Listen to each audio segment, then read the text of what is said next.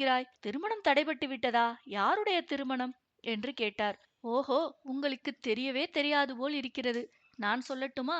காஞ்சி மாநகரத்தில் மகா ராஜாதிராஜா திரிபுவன சக்கரவர்த்தி மகேந்திரவர்ம பல்லவர் இருக்கிறாரோ இல்லையோ, அந்த சக்கரவர்த்திக்கு தேசமெல்லாம் புகழ்பெற்ற மாமல்லர் என்னும் திருக்குமாரர் ஒருவர் உண்டு. அந்த திருக்குமார சக்கரவர்த்திக்கு திருமணம் பேசி வருவதற்காக மதுரைக்கும் வஞ்சிக்கும் இன்னும் வடதேசத்துக்கும் தூதர்களை அனுப்ப ஏற்பாடாகி இருந்ததாம். அப்பேற்பட்ட சமயத்தில் யாரோ ஒரு பொல்லாத அரசன் பல்லவ ராஜ்யத்துக்குள் படையெடுத்து வரவே கல்யாணத்தை தள்ளி போட வேண்டியதாகிவிட்டது.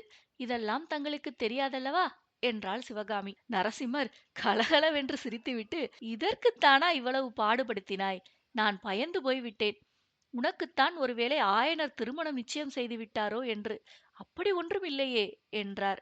சிவகாமி கண்களில் கபடக் குறும்பு தோன்ற அவரை பார்த்து, ஏன் இல்லை? என் தந்தை கூட அடிக்கடி என் கல்யாணத்தை பற்றி பேசிக்கொண்டுதான் இருக்கிறார்.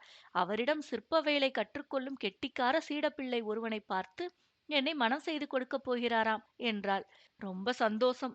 உன் தந்தை நிஜமாக அப்படி சொன்னாரா? அவரை உடனே பார்த்து என்னுடைய நன்றியை அவருக்கு தெரிவித்துக் கொள்ள வேண்டும் என்று நரசிம்மர் கூறிய மறுமொழி